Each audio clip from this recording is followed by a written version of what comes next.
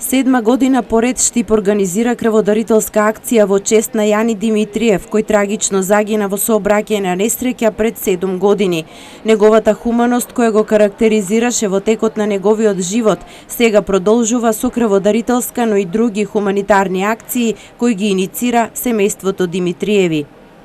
Во негова чест, неговото семејство вложува максимални напори секоја година да ја одржи традицијата, меѓутоа и да ја надмине со секоја следна година таа бројка кај пред секој младата популација.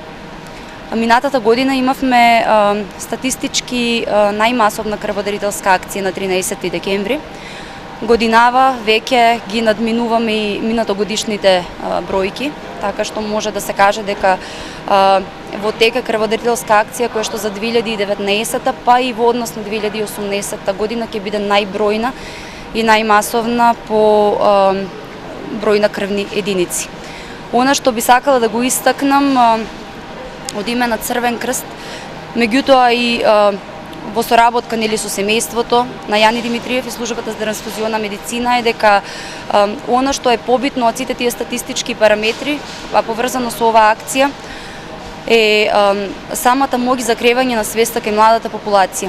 Денес имавме можност да видиме многу првократни дарители, кои што се изјаснија дека од сега натаму ќе бидат дел од големото семејство крводарители, што е многу битно, се поттикнува една нова позитивна димензија во поведението на младите луѓе.